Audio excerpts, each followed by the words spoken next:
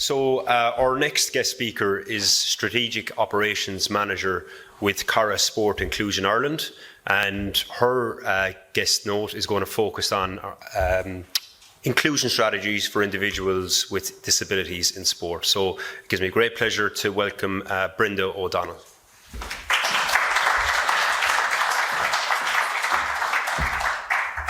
Hello everybody.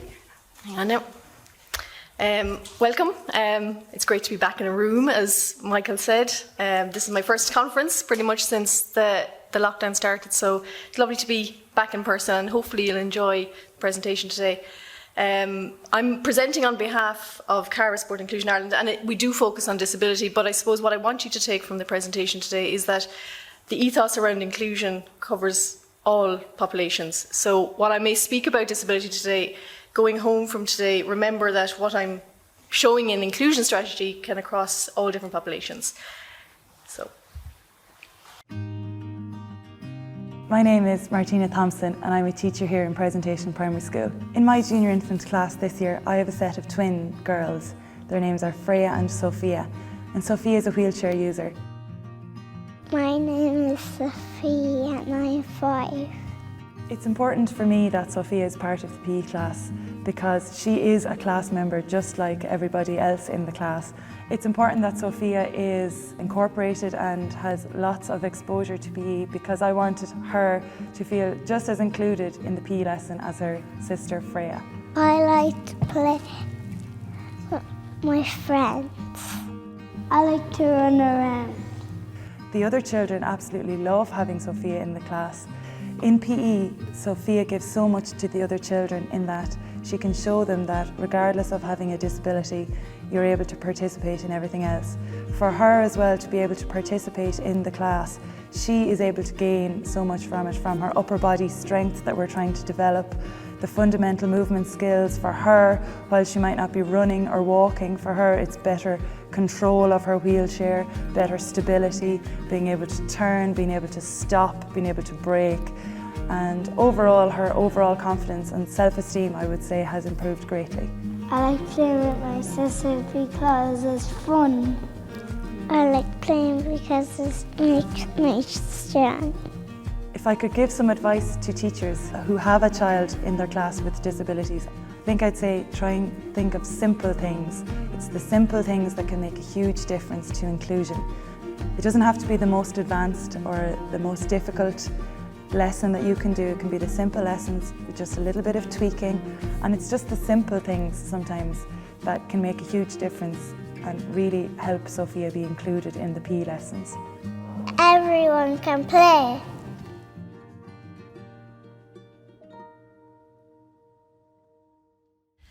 So a little bit about the video. I suppose it's a nice set the scene video to show the impact of being included in a class, what it's like for Sophia and Freya to be in a class and be in the PE class with their teacher, but also as two sisters being part of that, and not to feel excluded at any part of that. You know, you see the happiness in Freya's face at the end of the story, you know, that she just wants to play. And I think, you know, on Michael's point earlier on in the presentation is that we can all take a part in this. You know, being a teacher or being a coach, you have the skills of being a coach or a teacher. You've learned it through your education. Sometimes it might be about, you know, thinking a little bit outside the box, but you have the skills and knowledge already as a coach or as a teacher or as a parent to be inclusive. So a little bit about Cara. I suppose we're a pan-disability national organisation. We have a headquarters in Tralee, County Kerry, but also a base in Sports HQ in Abbottstown, of which I'm based. And very simply, I suppose our vision as an organisation is about putting disability sport and inclusive physical activity at the heart of our nation. And I suppose we work collaboratively with a lot of organisations, including Sport Ireland Coaching, national governing bodies of sports, the local sports partnerships, and an array of clubs across the country. So I suppose as much as possible, anything we do project-wise, we work in conjunction with them. Most importantly, I suppose, around the whole area of inclusion is that we work closely with people with disabilities. So rather than assuming what they would like, we reach out to them, we also speak to them on their behalf. And the strategies that I'll talk you through today, our Sports Inclusion Disability Charter, is a tool that came from the voice of people with disabilities. They developed and they came back to us saying what it is they would like sports organisations to do to make them more inclusive. So what I'm going to bring you through today is that charter, what it looks like, and then 2 small projects that came as a result of that charter development and the need for what NGBs were asking for and how do you make this happen. So our core beliefs, opportunities should be provided for all people with disabilities, irrespective of the nature and degree of their disability. And very similar, Colm spoke about the core beliefs of the BeFore project, and very similar in that we want to provide education and training to whether you're a coach, whether you're a parent, whether you're a teacher in a school setting. It's about creating that education around inclusion. What does it look like to have somebody with a disability in your session, or whether it's your PE class? We want to, I suppose, provide information around the barriers that clubs or NGBs are, possibly putting in place as a result of their coaching. What are these barriers and how can we eliminate them? And then access to lifelong participation should be facilitated. So allowing somebody with a disability to participate at a level of their choice, but also in a sport that they choose. So rather than being prescriptive and saying, well, it's only X, Y, or Z that you can do, that we open up all our sports and our clubs so that there's an opportunity, whether it's through coaching or participation, that a person with a disability can actually be involved in it. So a few little stats, just to give an overview, I suppose, of disability in Ireland. And these aren't sport specific, but they give you a general idea of where we are with disability in the country. We have 643,131 people with disabilities in Ireland, and that equates to roughly in and around 13.5% of the population. And the last point there, you'll see that by 2026, they say that this will rise to 20% of the population. So it's quite a substantive number of people in the country that can be involved in sport and possibly aren't. 54% of the population with a disability are aged between 19 and 65 years of age. And a person with a disability then, in general, is less likely to have a degree or higher education qualification. So 13% of the disability population versus 25% of the mainstream population. So a few more stats. Individuals with a disability are far less likely to be active in sports than those without a disability. And the stats on that, pretty much as you'll see, are quite low, 27% versus 49% of the current population. So those with a disability that are involved in sport versus club members, so 33 of those without a disability. And children with a disability are less likely to be active within a community-based sport than children without a disability. Okay, so the gradients across disability and mainstream populations, whether they're in school or in a club setting, there is a big difference between them at the moment. And I suppose the last 2 years haven't helped those stats either, so we're trying to kind of re-energise the sports sector to not forget that sector when they're kind of returning to sport as well, to remember that we were inclusive before the lockdown happened. And we have done an awful lot of work in this area just to remember those little things that when you're kind of reintroducing people back to the club settings. So in general, I suppose, when Colm and Brenda asked me to present today, it was all around strategies for inclusion and what do they look like. And I suppose when you Google a strategy or what is a strategy, a lot of NGBs come to us and they'll say, what does it look like or what should we be doing? And it's pretty much, I suppose, I've just lined out all the words that you kind of do see when it comes to strategies for inclusion, and sometimes they can be very off-putting. So we don't know what that is, we don't have any actions mapped out. But very simply put, it's about planning for the future. What is it that you want to provide as a club or a teacher, being a teacher in your school setting? Where do you want to be, whether it's in 1 year time or 5 years time, with the inclusive element of your programme? Does it look like you'll have your kids totally included, or your adults participating, or is there volunteer opportunities within that sector as well? So what I'm going to go through is pretty much what we did to bring about that information block for national governing bodies. First of all, I suppose what we did was we talked to the right people, and at the very start, I suppose what I alluded to is that talking to people with disabilities was really important for us. As an organisation, we don't want to assume that we know what people with disabilities want. So by reaching out to them, talking to them, finding out exactly what it is that prevents them from possibly participating, or what are the reasons that they do participate. We get them to identify the goals and objectives. So by being part of a sports club or being part of your PE class, what is it that drives you to being there? What makes you happy? What is it that you get from it? Do you strive to be competitive, or is it a recreational basis that you're being there? So most importantly, and I think the last 2 points as well, is for us is feeding back on the work that we do. So by developing a sports inclusion charter, it was very important for us to go back to the people with disabilities and actually show them through their voices what we developed. What is it that the population as a mass were saying about what they wanted included, and engage them in that delivery process. So once I go through the charter, I'll go through a campaign, the I'm In Too campaign, and show how we use the voices of people to disabilities to, I suppose, sell the charter to national governing bodies, but to also show the impact of what it meant to people with disabilities. And one of those videos was one of the very first ones you've seen there. Okay, so the charter, I suppose the development side of the charter was a nationwide focus group, and we relied heavily, I suppose, on the national sports partnerships and the SIDOs within those counties. And for those that aren't familiar with the SIDO term, it's the Sports Inclusion Disability Officers across the country.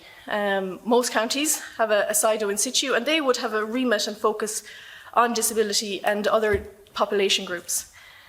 So we took a range of disabilities, everything from vision impaired, hearing impaired, right through to intellectual and physical disabilities.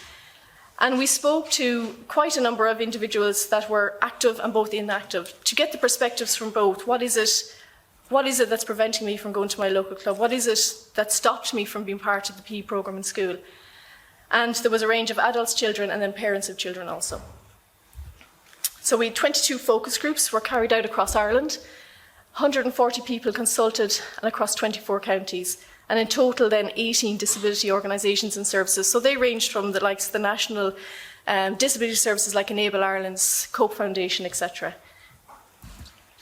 So within those focus groups, we spoke about the experiences that people have had in their clubs and bring about the positive, I suppose. We did want to hear about the positive stories that people had, but we also wanted to hear of possibly negative stories, the impact that those negative experiences had, whether they turned up to clubs, whether they were turned away at the start, or whether they were told they'd never participate.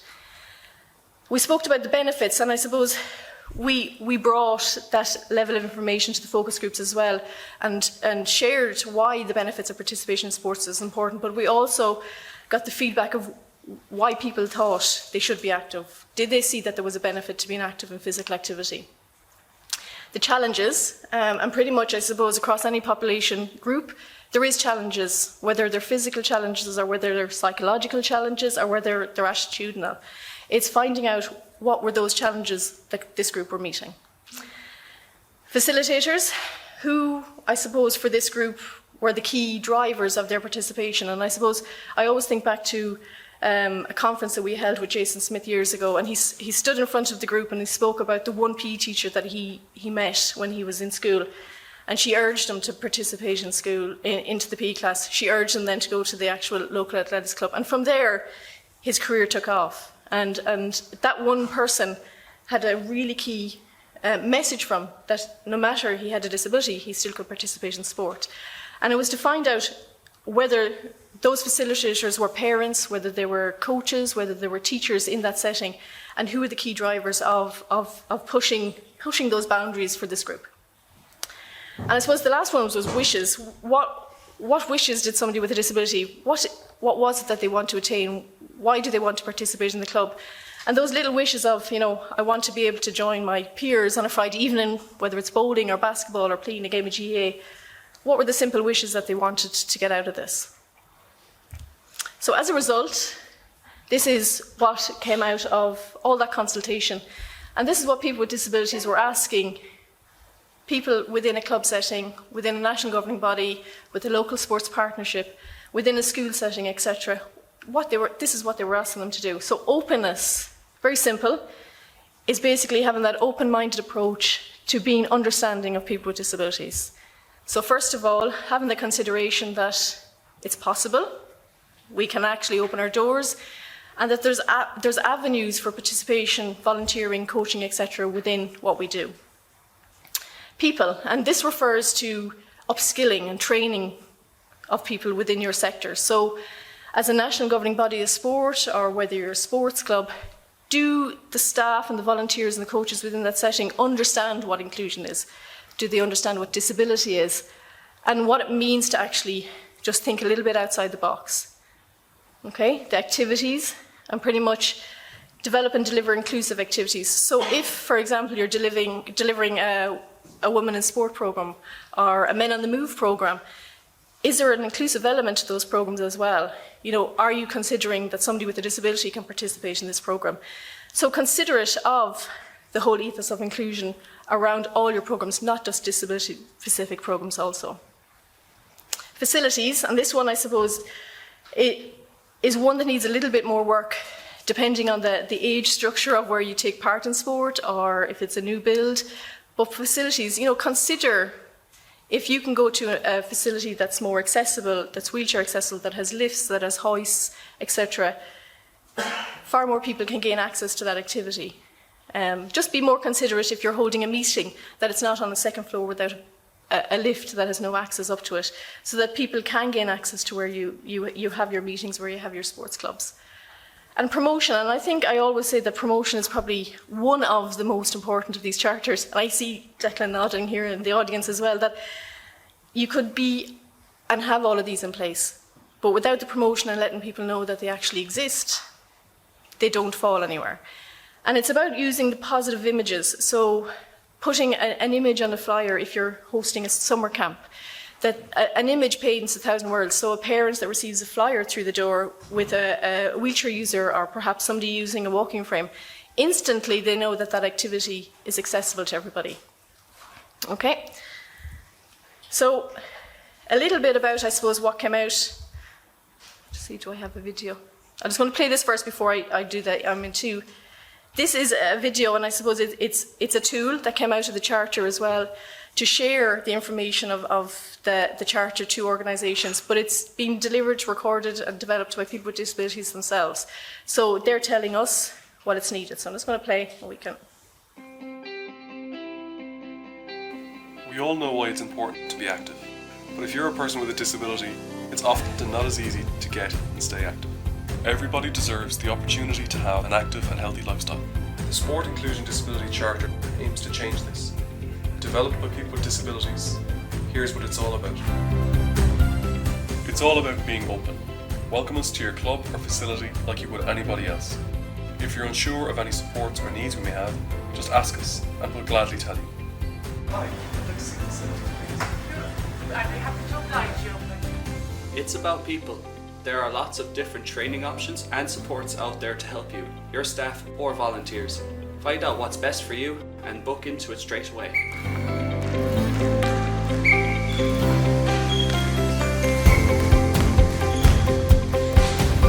It's about your activities. Sometimes all it takes a very small change to make your activity more open to everyone.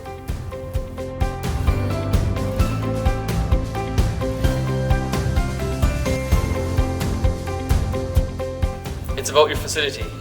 Take a look at your facility and the equipment you use. Something as simple as a change in layout can make all of the difference. Right, buddy, you ready?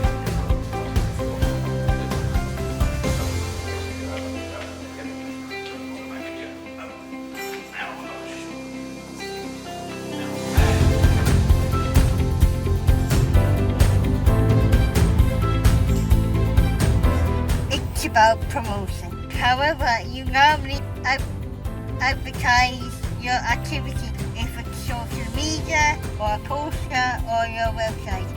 Just let me know. I'm welcome to come along. Okay, we're ready to go? Let's do it.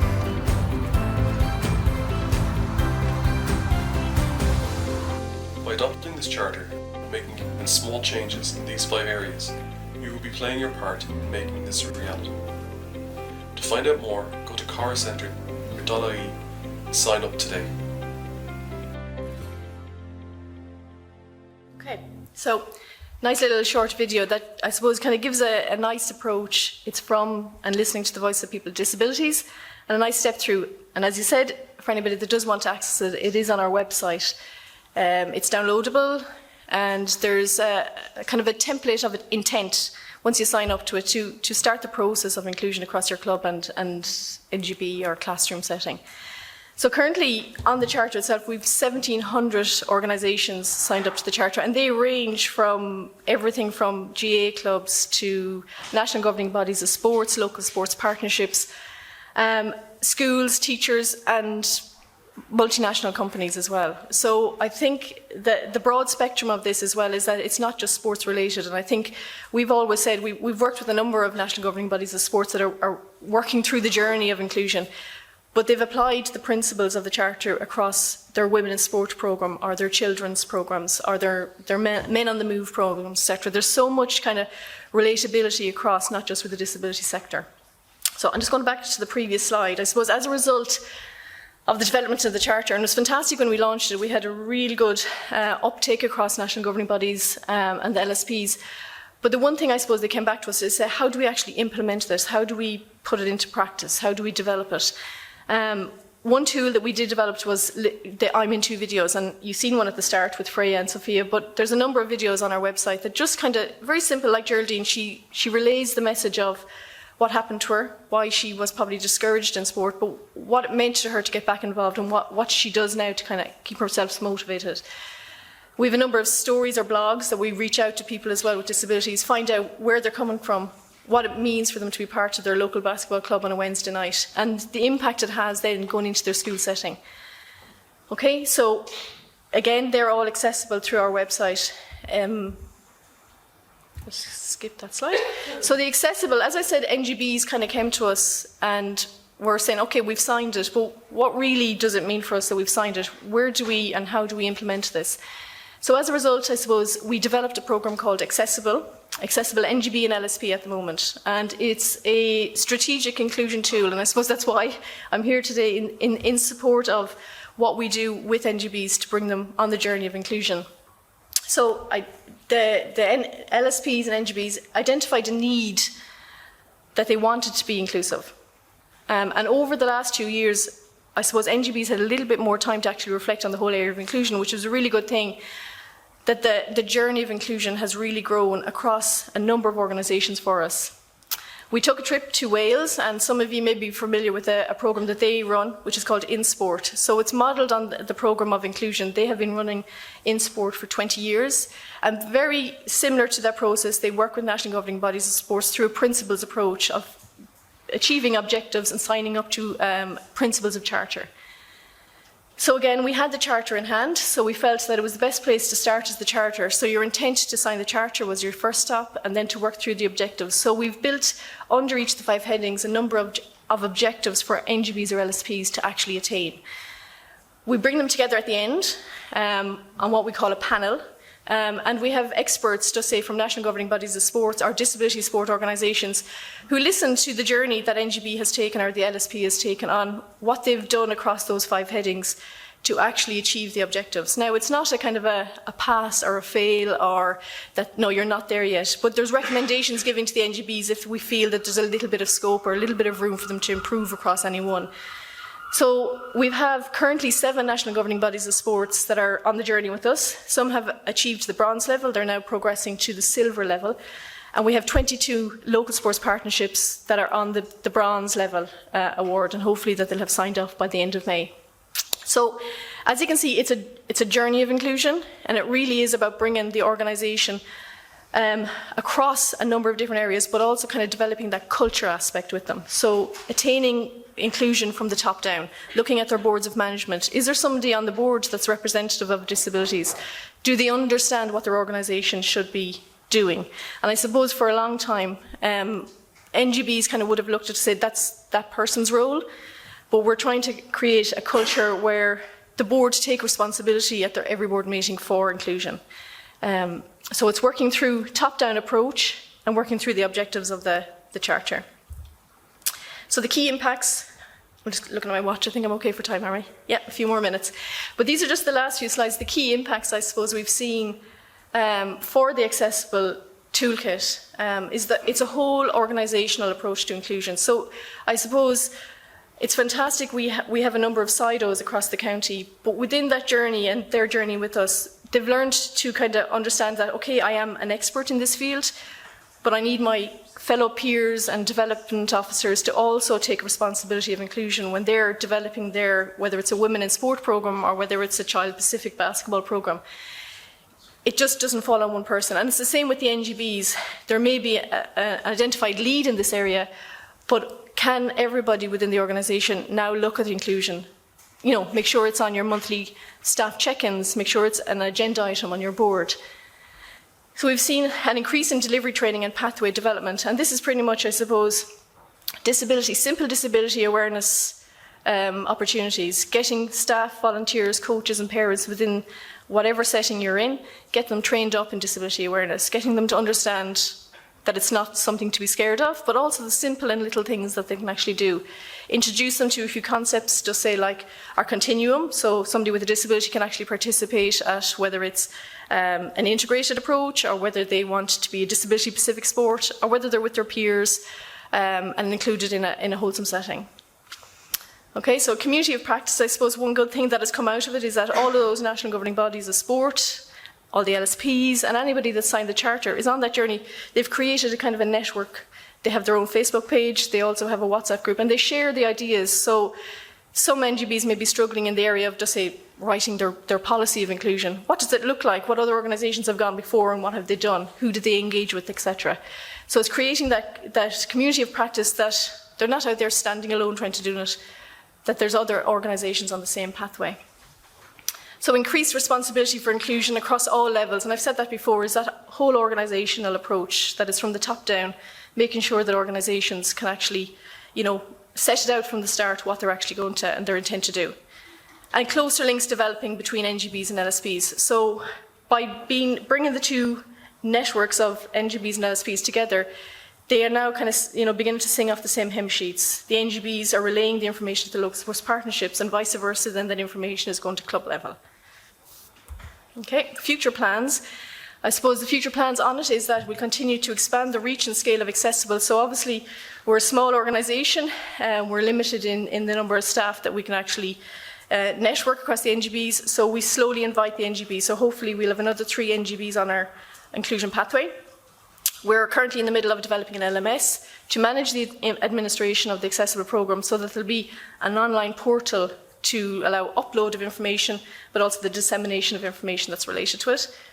Rollout of accessible toolkit, hopefully nationally this year. So although it won't be a kind of a panel approach and hand-holding kind of exercise, the LSP network and the NGBs will now have a toolkit that they can go to their clubs with. So a club resource where club secretaries or volunteers can now look at what it is that we can do to open our doors to be more inclusive. And then explore the potential to develop similar toolkits along the leisure sector and outdoors. So obviously a lot has happened over the last 2 years in the outdoor sector, and we've recently taken on an inclusive outdoor coordinator. So we're hoping that through that role, we'll also develop a similar toolkit to allow outdoor bodies like the likes of Quilcha and Togish and anybody working in that space to actually begin to consider what it is that's needed in this space as well. So I suppose this is the last slide, and it's just a summary of that strategic approach to inclusion. First of all, I suppose it's to reinforce that positive culture, and I think that's really fundamental here. It's that it's not led by just one person alone, that there's a top-down approach to the delivery of inclusion. And whether that's with the disability sector, I think it's the same across all different populations.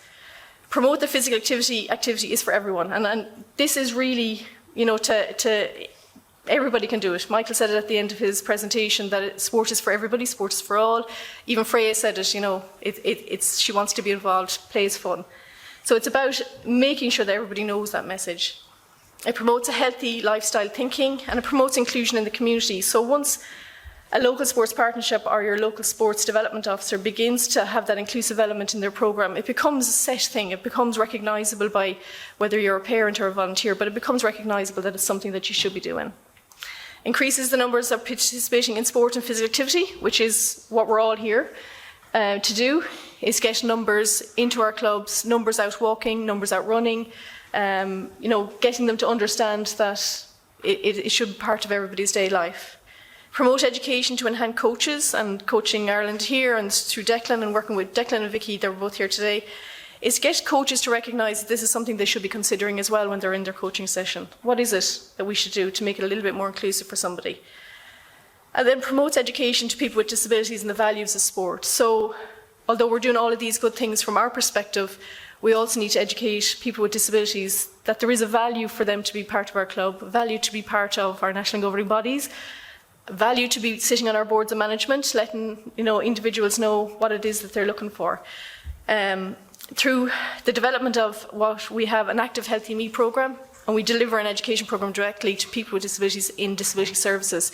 So we're now beginning to kind of actually get into people with disabilities and let them know the value and how easy it is to do it. And I think that's the message, is just about where they can avail of these opportunities, how easy it is, and who they can contact.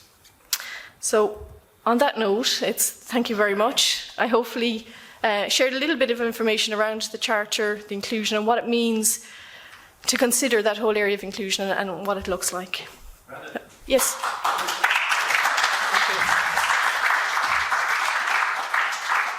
I know it's all Q&A, but just to make a point and a question. As Cara developed a licensing system for access for people with disabilities, because you can't get into this building for the simple reason that the push button for the wheelchair access is broken.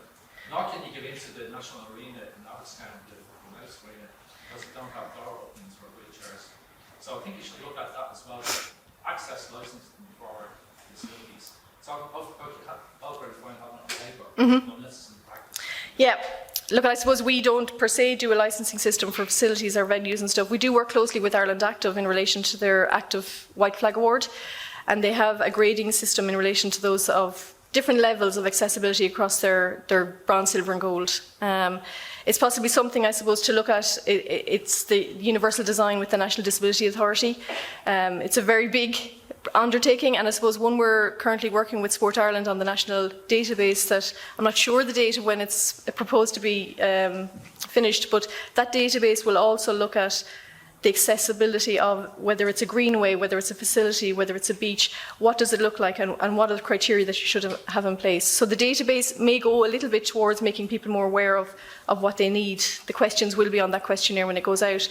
But yes, I agree. Yeah, if people, I think we noted the facilities is one of the areas on that charter that if people can't gain access to where you're training or what you're doing, there's no point. Yeah, so thanks. Thank you. Okay. Is there anybody else that has any other questions? I thought I saw Vicky's hand going up, but no. No? Okay, thank you.